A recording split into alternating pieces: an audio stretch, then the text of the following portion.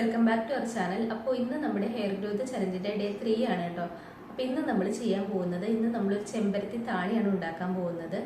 അപ്പോൾ ചെമ്പരത്തി താളിയുടെ ഗുണങ്ങളൊക്കെ നിങ്ങൾക്ക് അറിയായിരിക്കുമല്ലോ.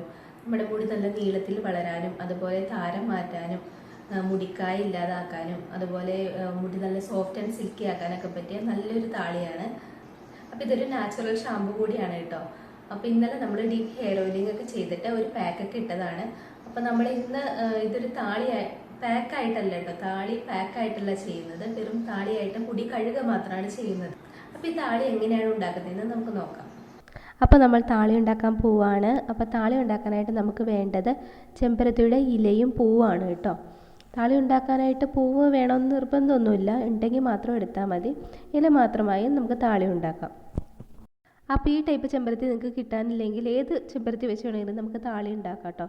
പല കളറുള്ള ചെമ്പരത്തി, കട്ട ചെമ്പരത്തി, അങ്ങനെ ഏത് ചെമ്പരത്തി വെച്ച് വേണമെങ്കിലും താളി ഉണ്ടാക്കാം. പക്ഷേ കുറച്ചുകൂടി നല്ലത് ഈ വേലി ചെമ്പരത്തി എന്ന് പറയുന്ന ഈ ഒരു ചെമ്പരത്തി വെച്ച് താളി ഉണ്ടാക്കുന്നതാണ് കേട്ടോ. അപ്പോൾ എല്ലാവർക്കും അത് കിട്ടണമെന്നില്ലല്ലോ, നിങ്ങൾക്ക് നിങ്ങളുടെ അടുത്ത് ഏത് ചെമ്പരത്തിയാണോ ഉള്ളത് അതെടുക്കാം കേട്ടോ. അപ്പോൾ താളി ഉണ്ടാക്കാനായിട്ട് ചെമ്പരത്തിയുടെ കുറച്ച് ഇലയും അതുപോലെ 10 പൂ കൂടി എടുത്തിട്ടുണ്ട് കേട്ടോ. ഇത് കുറച്ച് നേരത്തെ ഞാൻ പറിച്ച് വെച്ചത് കാരണം പൂ കുറച്ച് വാടിപ്പോയി.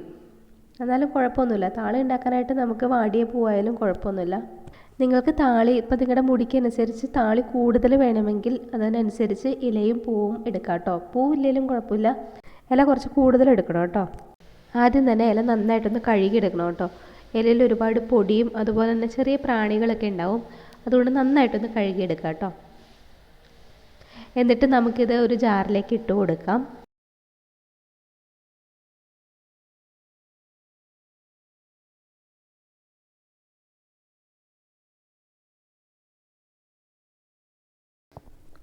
നമുക്ക് ഈ പൂവിൻ്റെ ഈ പച്ച ഭാഗവും പൂമ്പൊടിയും മാറ്റിയിട്ട് ഇതള മാത്രമായിട്ടൊന്ന് എടുക്കാം. ഇല കഴുകിയ പോലെ പൂവ് കഴുകിയില്ലെങ്കിൽ കുഴപ്പമില്ല കേട്ടോ. പൂവ് ഡെയിലി വിരിഞ്ഞ് കുഴിഞ്ഞു പോകുന്നതല്ലേ, അപ്പോൾ അതിനകത്ത് അധികം പൊടി ഇരിക്കാനൊന്നും ചാൻസ് ഇല്ല. അപ്പോൾ ഇതുകൂടി നമുക്ക് ജാറിലേക്ക് ഇട്ട് കൊടുക്കാം.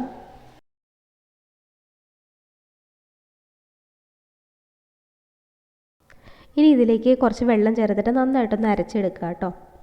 ഞാനിപ്പോൾ താളി ഒരുപാട് ലൂസും അല്ല ഒരുപാട് തിക്കും അല്ലാത്തോ ആ ഒരു കൺസിസ്റ്റൻസിയിലാണ് ഞാൻ അരച്ചെടുക്കുന്നത്. നന്നായിട്ട് അരച്ചെടുക്കുക. ഇനി നമുക്കൊരു തുണി, ഒരു വൃത്തിയുള്ള തുണിയിൽ കിഴി കെട്ടി പിഴിഞ്ഞെടുക്കാനുള്ളതാണ് കേട്ടോ. അപ്പോൾ ഇത്രയും മതി കേട്ടോ. ഇനി നമുക്ക് ഓഫ് ചെയ്യാം.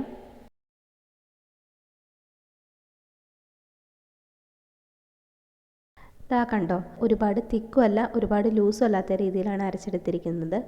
ഇത് നമുക്ക് ഒരുപാട് നേരം തലയിൽ വെച്ചുകൊണ്ടിരിക്കേണ്ട ആവശ്യമൊന്നുമില്ല കേട്ടോ. ഇത് നമുക്ക് ഈ തലയിൽ പുരട്ടി അപ്പം തന്നെ കഴുകി കളയേണ്ടതാണ്. അല്ലാതെ നമ്മൾ ഇതിന് ശേഷം വരുന്ന വീഡിയോസിൽ ഇതേപോലെ താളി പാക്കായിട്ട് ചെയ്യുന്നുണ്ട്, തലയിൽ കുറച്ച് നേരം വെച്ചുകൊണ്ടിരിക്കുന്ന ആ ഒരു പാക്കായിട്ട് ചെയ്യുന്നുണ്ട്. അപ്പോൾ വേറെ കുറച്ച് ഇൻഗ്രീഡിയൻസ് കൂടെ അതിൽ ആഡ് ചെയ്യും കേട്ടോ. പക്ഷേ ഇന്ന് നമ്മൾ അങ്ങനെ പാക്കായിട്ട് അങ്ങനെ വെച്ചുകൊണ്ടിരിക്കേണ്ട രീതിയിലല്ല ചെയ്യുന്നത്. ഇത് ഉപയോഗിച്ച് നമ്മൾ മുടി കഴുകുകയാണ് ചെയ്യുന്നത് കേട്ടോ. അപ്പോൾ ഇതേപോലെ കുറച്ച് ലൂസായിട്ട് എടുക്കാനായിട്ട് ശ്രദ്ധിക്കുക കേട്ടോ, അതിനനുസരിച്ച് വെള്ളം ചേർക്കുക. അപ്പം നിങ്ങൾ ഇതുപോലെ വൃത്തിയുള്ള വൈറ്റ് കോട്ടൺ തുണിയിലേക്ക് ഇത് ഒഴിച്ചു കൊടുക്കുക കേട്ടോ. അപ്പം ഞാനിത് ഒഴിച്ച് കൊടുത്തിട്ടുണ്ട്. ഇത് നന്നായിട്ട് പിഴിഞ്ഞെടുക്കാം. ഇതുപോലെ നമ്മൾ കിഴി കെട്ടി പിഴിഞ്ഞാലുള്ള ഗുണം എന്താണെന്ന് വെച്ചാൽ ഇതിൻ്റെ വേസ്റ്റ് ഫുള്ള് ആ കിഴിയിൽ തന്നെ കിടന്നോളും, ഒട്ടും നമ്മുടെ താളിയിലേക്ക് ഇറങ്ങില്ല. അപ്പോൾ നമുക്ക് കഴുകി കളയാനായിട്ട് നല്ല ഈസി ആയിരിക്കും കേട്ടോ. ഇതിപ്പോൾ നമ്മൾ അരിക്കാതെയാണ് ഉപയോഗിക്കുന്നതെങ്കിൽ ഇതിൻ്റെ ഇലയും ഇതിൻ്റെ പൊടിയൊക്കെ നമ്മുടെ മുടിയിൽ പറ്റിപ്പിടിച്ചിരുന്ന് കഴുകി കളയാൻ ഒരുപാട് പാടുപെടേണ്ട വരും. അപ്പോൾ ഇതേപോലെ തുണിയിൽ അരിച്ചെടുക്കുന്നതാണ് ഏറ്റവും നല്ലത്. ഈ താളി നമ്മുടെ മുടി നല്ല സിൽക്കി ആക്കാനും സോഫ്റ്റ് ആക്കാനൊക്കെ സഹായിക്കുന്ന നല്ലൊരു താളിയാണ് കേട്ടോ ഇത്. അതുകൂടാതെ നമ്മുടെ ഹെയർ ഗ്രോത്ത് പ്രൊമോട്ട് ചെയ്യാനും അതുപോലെ തന്നെ നമ്മുടെ തലയിലെ അഴുക്കൊക്കെ കളഞ്ഞ് നല്ല ക്ലീൻ ആക്കാനും സഹായിക്കുന്ന നല്ലൊരു താളിയാണ്. ഇപ്പം നമ്മുടെ ചെമ്പരത്തി താളി റെഡി ആയിട്ടുണ്ട്. ഇനി നമുക്ക് ഇത് സ്കാൽപ്പിലും മുടിയിലൊക്കെ നന്നായിട്ട് തേച്ച് പിടിപ്പിക്കാം.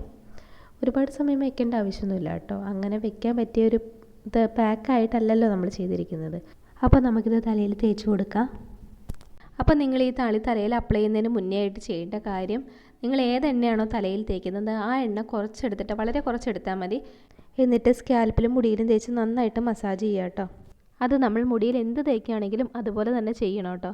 കാരണം എന്താണെന്ന് വെച്ചാൽ കുളി കഴിഞ്ഞ് വരുമ്പോൾ അല്ലെങ്കിൽ കുളിക്കുന്ന ടൈമിൽ നമ്മുടെ മുടി ഡ്രൈ ആകാതിരിക്കാനും മുടിക്ക് ഡാമേജ് വരാതിരിക്കാനും അതുപോലെ സ്കാൽപ്പിൽ എപ്പോഴും ഒരു സ്വാഭാവിക മൃദുത്വം നിലനിർത്താനും ഈ എണ്ണകൾക്ക് കഴിവുണ്ട്. അതുപോലെ സ്കാൽപ്പിൽ ബ്ലഡ് സർക്കുലേഷൻ കൂട്ടാനും ഈ എണ്ണകൾ സഹായിക്കും. താളി സ്കാൽപ്പിൽ തേച്ച് കഴിഞ്ഞിട്ടുണ്ട്. ഇനി ബാക്കിയുള്ളത് നമുക്ക് മുടിയുടെ അറ്റം വരെ തേച്ച് കൊടുക്കാം കേട്ടോ.